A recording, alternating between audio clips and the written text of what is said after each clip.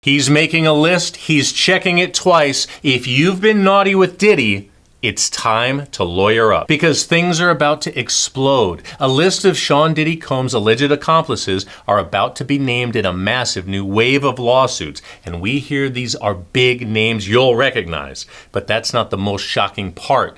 Diddy's now facing stunning accusations of running a child abuse audition network with over 120 victims targeted, including a 9-year-old. This scandal is about to shake everything up. Let's recap.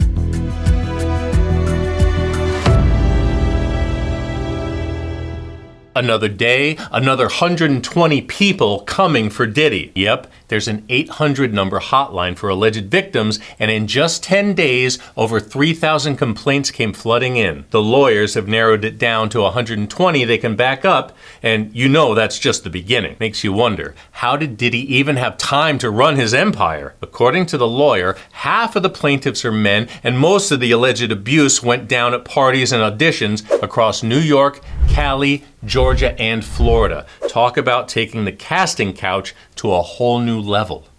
Here's how it all went down. Picture this. You're a hot young talent trying to break into the music scene, and then bam, you score an invite to Diddy's famous white party, or maybe a holiday bash at his hotel, or even an audition. But hold up. When you show up, it turns out you're the entertainment and they're not interested in your vocal skills. Allegedly, the night kicks off with, "How'd you like to be a star?" and ends with a nurse telling you you've been drugged and violated. According to the lawyers, more than 55% of the victims filed reports with the police or hospitals. Some who got checked out were found with drugs like ketamine in their system. This is getting darker by the minute. The accusations of abuse and exploitation go all the way back to 1991, with the youngest alleged victim being just 9 years old. Yeah, you heard that right, but it doesn't stop there. 25 accusers say they were way too young to be involved at the time, including 2 who were 14 and 15 when it all went down. Speaking of former child stars, let's talk about Justin Bieber. So check this out, yo. Justin, you ever seen the movie 48 Hours? Right now, he's having 48 hours with Diddy, him and his boy. They're having the times of their lives, like, you know, where we hanging out and what we doing. We can't really disclose, but it's definitely a 15-year-old's dream. You know, I have been given custody of him. You know, he signed to Usher. I'm signed to Usher. I had legal guardianship of Usher when you know he did his first album. I did Usher's first album. I don't have legal guardianship of him, but for the next 48 hours, he's with me. So and we gonna go full crazy. I'm going crazy. Justin, Usher, you guys good? Because we know you've seen some wild stuff. Remember when Usher spilled the tea to Howard Stern? I moved to New York City, and I lived with Sean Puffy Combs for a year. That's the crazy thing. Now, that was L.A. Reid's idea, right? We're sending you over to something called Puffy Flavor Camp. There you go. To learn Flavor Camp. Yeah, Flavor that's Camp. what it was called. And you're going to go to Puff Daddy's. He's going In the 90s, do you understand what that's like? Puffy's place was like just filled with chicks. He said he witnessed some seriously curious things, and he was only 14 at the time. What like a life. Yeah, it's pretty crazy. 14 years old. You're a dad now. Would you ever send your kid to Puffy Camp? Hell no. What was really going down back then? If you're just catching up, one of the not-so-PG events at Diddy's house were the infamous freak-offs. And if you haven't already, you need to check out our recap of the charges against Diddy, where we break down these wild orgies. Basically, a freak-off is allegedly a massive, drug-fueled sex fest involving professionals interacting with Diddy's inner circle. And these parties apparently went on for days. By the end of it, people were getting hooked up to IVs by medical teams. And here's where it gets even crazier. It's not just Diddy in the hot seat. According to the lawyers, the names we're about to drop, if corroborated, are names that will shock you. We're talking about not just those who watched and did nothing, but the people who allegedly participated and encouraged it. And if the rumors are true, it won't be long before we all know who they are. But here's where it gets even messier. Diddy and his crew are also being accused of threatening victims to keep their mouths shut, reportedly handing out $10,000 in hush money payments to make the problem disappear. But guess what? One very important person refused to stay silent. Enter Cassie Ventura, Diddy's former longtime girlfriend and alleged victim. She blew the doors wide open on this whole scandal with the first lawsuit dropping the bomb in November 2023.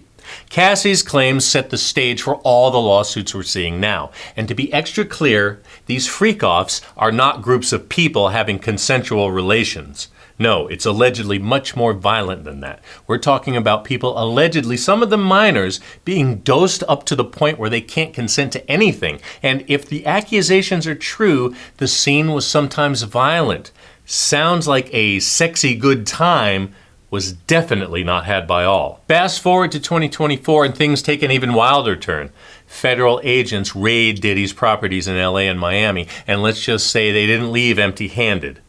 Among the things seized, loads of X-rated recordings and thousands of bottles of lube. But hold up, it might not be what you think. New theories are swirling, and sources are now saying that some of those bottles might not even be lube. Instead, they could be filled with GHB, aka liquid ecstasy. It's a clear liquid that looks just like water, and except for a salty taste, it's almost flavorless, making it super dangerous in the wrong hands. This twist just took the whole thing to a new level of scandal. You've got to give it to Diddy's lawyer for thinking fast, though. He claimed there's a real story behind all those bottles.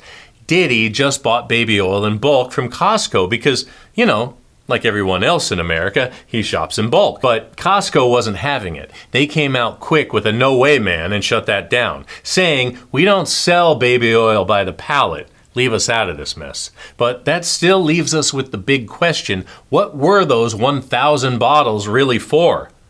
Whatever it was, it's adding up to a lot of evidence of something sketchy. Of course, we've got to mention Diddy is denying all the accusations, every single one. And with hundreds of allegations coming at him, he's doing a lot of denying from his Brooklyn jail cell, where he's been sitting since his arrest on September 16th, 2024. And trust me, the charges against him are mind-blowing. We're talking sex trafficking, blackmail, violent assaults, arson, kidnapping, forced labor, transporting people for prostitution, dealing narcotics, and to top it all off, they slapped him with a RICO charge. Yep, that's the same charge they hit mob bosses with. So, what does that mean? Well, if you were even remotely involved in this criminal circus, whether you were cleaning up a freak-off, scoring the drugs, booking the sex workers, or jetting people across state lines, you're now part of his criminal enterprise, aka Combs Enterprises. And if Diddy gets hit with a guilty verdict,